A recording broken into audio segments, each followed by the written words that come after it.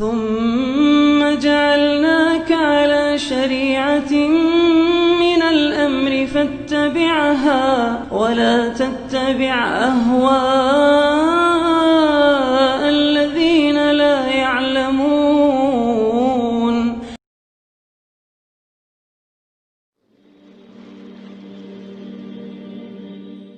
Ibnu Qayyim rahimahullah mengatakan, lanjutan bahasan kita,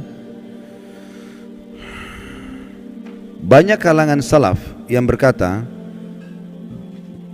setelah mereka meninggal orang-orang pun sering mendatangi kuburan mereka, lalu membuat patung-patung mereka. Kemudian setelah masa demi masa berlalu, akhirnya disembahlah patung-patung tersebut. Ini maksudnya penjabaran daripada tafsir tadi Al-Quran itu, ayat sebelumnya yang sudah kita baca. Tadi kita sedang membahas tafsir surah Nuh ayat 23 ya. Jadi awal-awalnya dibuat patung-patung, sampai akhirnya di kuburannya mulai dibuat patungnya dengan alasan syaitan bisikan supaya tidak lupa mukanya ya. Lalu kemudian mulailah berjalan waktu, lama-lama orang jadi sembah ya. Sembah itu berarti, sembah artinya kalau kita bilang iyyaka na'budu, hanya kepadamu kami menyembah. Sembah itu tunduk, patuh, cinta ya. Itu semua makna-makna sembah. Jadi akhirnya berlebihan pada benda-benda mati seperti ini.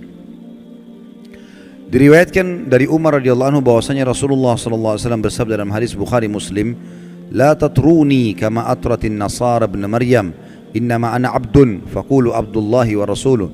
Jangan pernah kalian berlebihan dalam memujiku sebagaimana orang-orang Nasrani telah berlebihan memuji Isa putra Maryam. Aku hanyalah seorang hamba, maka katakanlah hamba Allah dan Rasulnya ya. Jadi Nabi Isa itu dulu alaihissalam, kaumnya awal menganggap dia nabi, manusia biasa. Awalnya Hawariyun, sahabat-sahabatnya dulu begitu.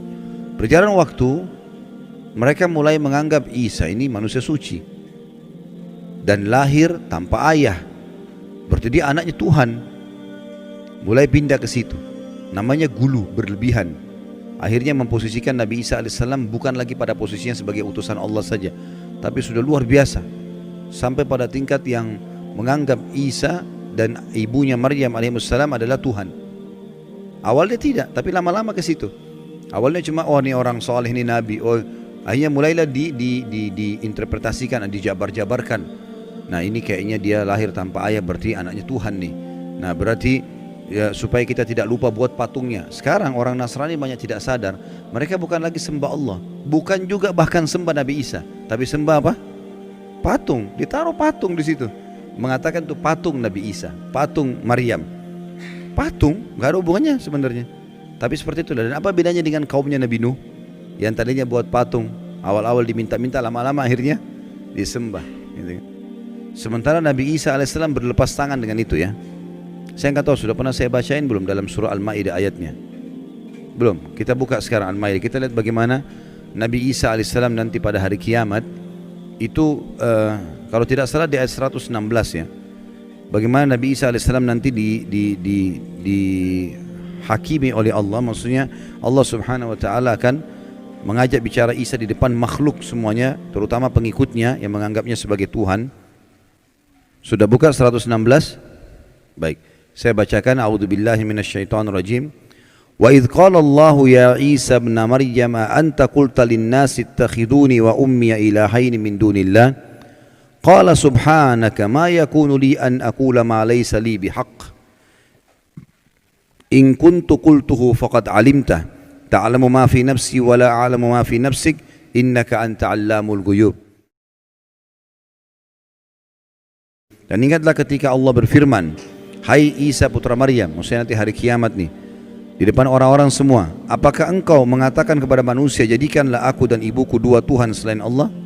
Maksudnya ada Tuhan lain ya, Trinitas yang mereka bilang itu. Isa menjawab alaihissalam, maha suci engkau, tidaklah patut bagiku mengatakan apa yang bukan hakku mengatakannya. Jika aku pernah mengatakan, maka tentulah engkau mengetahui apa yang ada pada diriku, dan aku tidak mengetahui apa yang ada pada diri engkau. Sesungguhnya engkau maha mengetahui perkara-perkara yang gaib. Lalu Nabi Isa mengatakan 117-nya, ma qultu lahum illa ma amartani bihi an i'budullaha rabbi wa rabbakum وكنت عليهم شهيدا ما دمت فيهم فلما توفيتني كنت أنت الرقيب عليهم وأنت على كل شيء شهيد. Aku tidak pernah mengatakan kepada mereka kecuali apa yang engkau katakan kepadaku, yaitu sembahlah Allah Tuhanku dan Tuhan kalian. Ini ajaran Nabi Isa AS kepada orang-orang Nasrani. Enggak pernah dia bilang jadikan saya sebagai anak Tuhan, jadikan ibu saya sebagai Tuhan. Dan aku menjadi saksi terhadap mereka selama aku berada di antara mereka. Maka setelah engkau wafatkan aku, engkau lah yang mengawasi mereka, dan engkau adalah maha menyaksikan atas segala sesuatu. Jadi nanti pada hari kiamat pernyataan Allah subhanahu wa ta'ala yang akan disampaikan kepada Isa alaihi salatu wassalam. Dan Nabi SAW mengatakan, jangan pernah kalian berlebihan dalam memujiku sebagaimana orang-orang Nasrani telah berlebihan memuji Isa putra Maryam. Aku hanyalah seorang hamba, maka katakanlah hamba Allah dan Rasulnya, ya, Abdullahi wa Rasuluh. Juga sabda Nabi SAW di dalam hadis riwayat Imam Ahmad, Tirmidzi, Ibnu Majah dari Ibnu Abbas radhiyallahu anhuman, bahwasanya Rasulullah SAW bersabda, iyyakum wal gulu fa innama ahlaka man kana qablakumul gulu. Jauhilah oleh kalian sikap berlebihan, karena sungguhnya sikap berlebihan itu yang telah menghancurkan umat-umat sebelum kalian. Jadi ini akan membinasakan, karena kalau ada orang, ada dosa-dosa, ada dua macam Bapak Ibu sekalian, ya. Ada dosa syahwat, dosa yang diikuti dengan hawa nafsu, kayak zina, riba, ya, mencuri. Ini orang yang melakukannya tahu kalau dia salah. Semua orang tahu salah. Mukul orang, gunjing, ambil barang orang lain, dia tahu dirinya salah. Jadi lebih mudah taubat.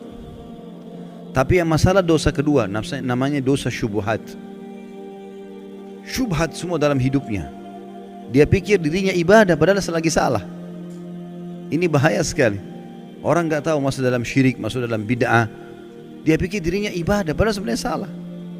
Diingatkan Rasulullah tidak pernah contohkan, nggak apa-apa. Loh kok nggak apa-apa ini? Gimana caranya nggak apa-apa? Nabimu tidak pernah contohin, nggak apa-apa? Gimana? Sahabat nggak pernah contohin, nggak apa-apa? Ini bahaya sekali, ini resikonya besar, ya. Seakan-akan orang mengatakan kalau Rasulullah SAW masih hidup, tidak apa-apa ya Rasulullah, saya kerjain nih. Walaupun anda belum ajarkan. Kira-kira kalau dia bilang begitu depan Nabi, diapain sama Nabi itu? Pasti dia dihardik. Ini tidak boleh. Gimana caranya? Ya. Para sahabat saja tidak ada yang berani itu.